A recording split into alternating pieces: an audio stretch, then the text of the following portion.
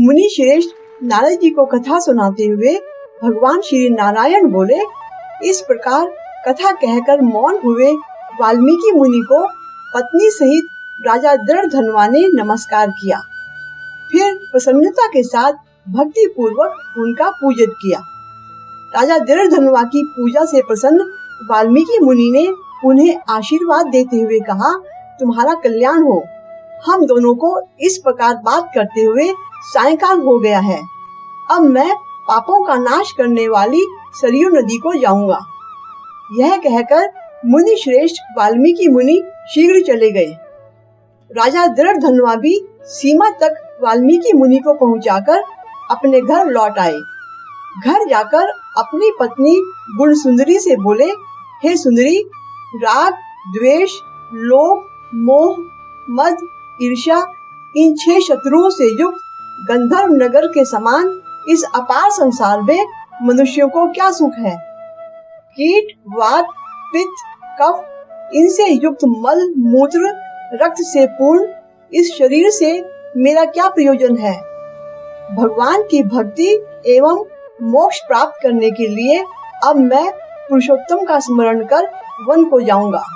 तब वह गुण सुंदरी ऐसा सुनकर विनय से नम्रता युक्त हो हाथ जोड़कर अपने पति से बोली, हे द्रपते, मैं भी आपके साथ चलूंगी। पतिव्रता स्त्रियों के पति ही देवता हैं। जो स्त्री पति के जाने पर पुत्र के घर में रहती है, वह स्त्री पुत्र वधू के अधीन हो पराये घर में कुत्ते के समान रहती है। पिता स्वल्प देता है और भाई भी स्वल्प ही देता है। अत्यंत देने वाले पति के साथ कौन स्त्री नहीं जाएगी। पत्नी की बात को स्वीकार कर पुत्र का अभिषेक करके स्त्री सहित राजा शीघ्र ही मुनियों से सेवित वन को चले गए। दोनों स्त्री पुरुष हिमालय के समीप गंगा जी के निकट जाकर पुरुषोत्तम मास के आने पर दोनों काल में स्नान करने लगे। हे नारद, वहाँ पुरुषोत्तम मास को प्राप्त कर विधि से पुरुषोत्तम का स्मरण कर भार्या सहित राजा तपस्या करने लगे। हाथ ऊपर किए पैर के अंगूठे पर स्थिर आकाश में दृष्टि लगाए निराहार होकर राजा श्री कृष्ण का जप करने लगे।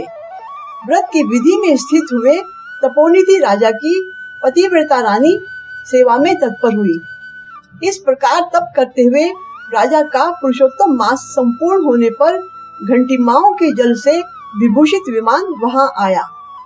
तत्काल आए हुए पुण्यशील सेवित विमान को देखकर आश्चर्य युक्त हो स्त्री सहित राजा विमान में बैठकर सुंदर नवीन शरीर धारण कर तत्काल गोलोक को गए। इस प्रकार पुरुषोत्तम मास में तप करके भय रहित लोक को प्राप्त होकर दोनों हरि के निकट आनंद करने लगे। श्री नारायण बोले, हे नारद, इस पृथ्वी पर पुरुषोत्तम के समान कुछ भी नहीं है। सहस्र जन्म में तप करने से जो फल प्राप्त नहीं होता, मनुष्य को वह फल पुरुषोत्तम के सेवन से प्राप्त हो जाता है। श्री पुरुषोत्तम मास में बुद्धि पूर्वक अथवा अबुद्धि पूर्वक किसी भी बहाने यदि उपवास, स्नान, दान और जप आदि किया जाए तो करोड़ों जन्म पर्यंत किए पाप नष्ट हो जाते हैं।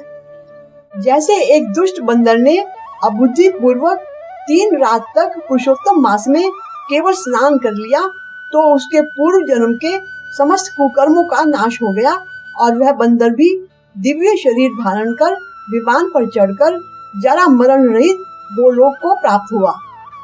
इसलिए यह पुरुषोत्तम मास संपूर्ण मासों में अत्यंत श्रेष्ठ मास है, क्योंकि इसने बिना जाने ही पुरुषोत्तम मास में किए गए स्नान मात्र से दुष्ट वानर को हरि भगवान के समीप पहुंचाया।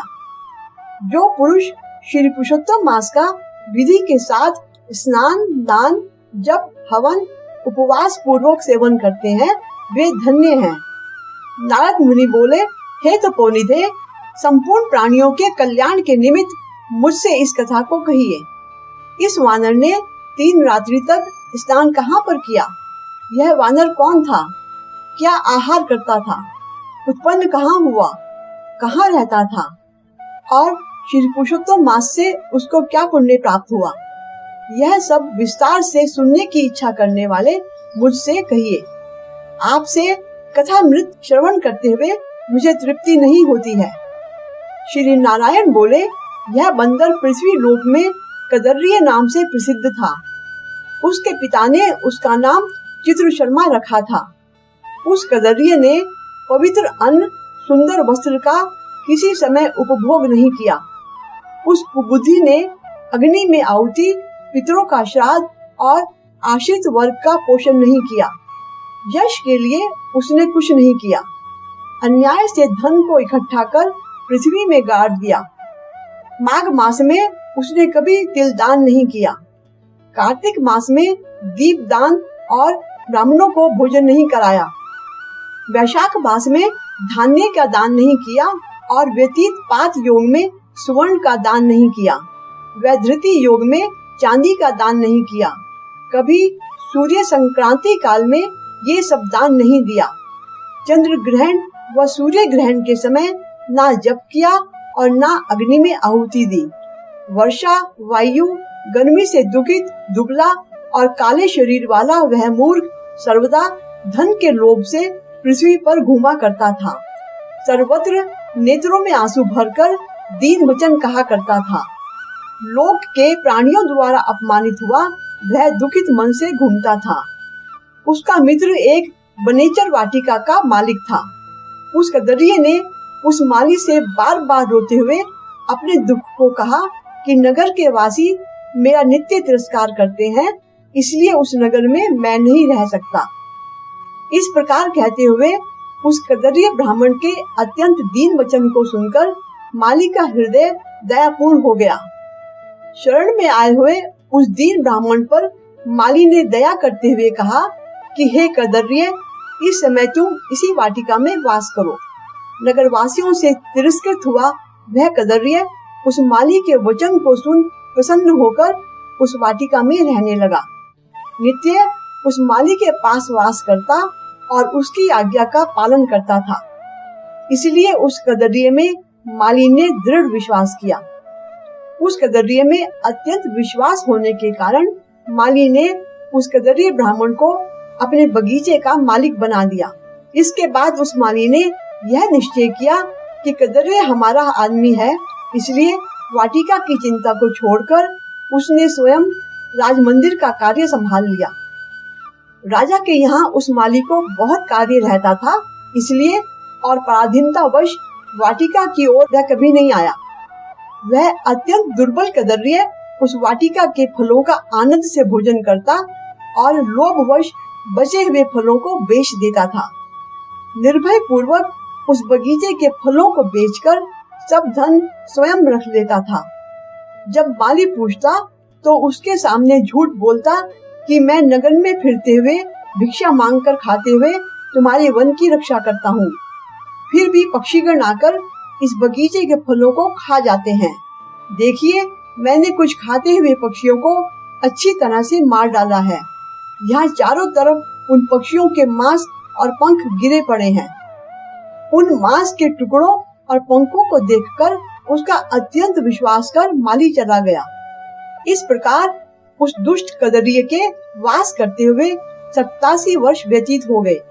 बाद में वह मूढ़ वहीं मर गया और उसको अग्नि और काष्ठ भी नहीं मिला। बिना भोगे पापों का नाश नहीं होता है, ऐसा वेद के जानने वाले कहते हैं। इस कारण वह हाहाकार करता हुआ यमदूतों के मुद्गर के आघात से पीड़ित कष्ट के साथ अत्यंत भयंकर दीर्घ मार्ग को गया। पूर्व में किए हुए कर्मों को स्मरण करता हुआ और प्रलाप करता हुआ वह बुद्बुद अक्षरों में कहता कि ओहो, आश्चर्य है, मुझ दुष्ट कदरिये के अज्ञान को देखिए। इस पवित्र भारत खंड में देवताओं को भी दुर्लभ मनुष्य शरीर को प्राप्त कर मैंने धन के लोभ से कुछ भी नहीं किया। मैंने व्यर्थ में जन्म खोया और मैंने बहुत दिनों में जो धन संचय किया था वह धन तो पराधीन हो गया। इस समय काल पाश में बंधा होकर मैं क्या करूं?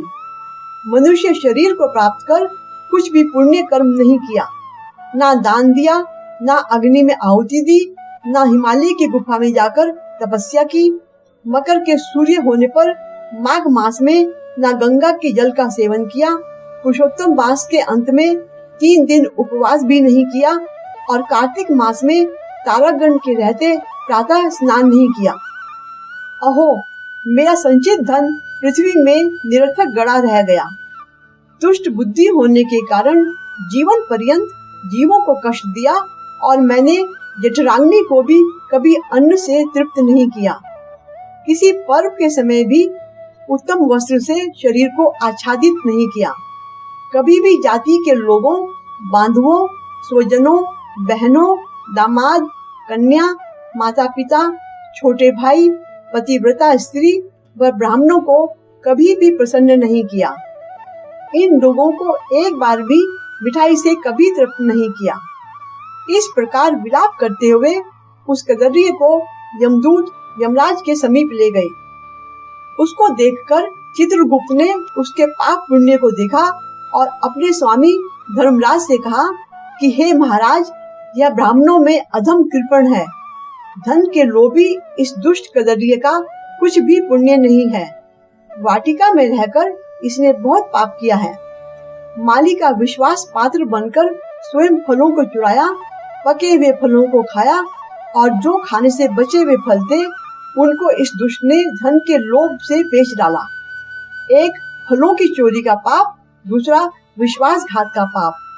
हे प्रभु, ये 2 पाप इस कृपण में अत्यंत उग्र हैं तथा इसमें और भी कई प्रकार के अनेक पाप हैं।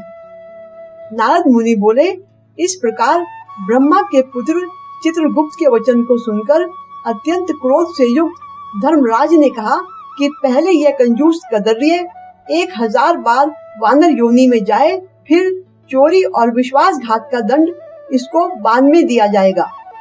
इसके साथ ही पुरुषोत्तम मास का श्री नारायण नारद संवाद व कदर्य उपाख्यान नामक 27वां अध्याय संपूर्ण होता है।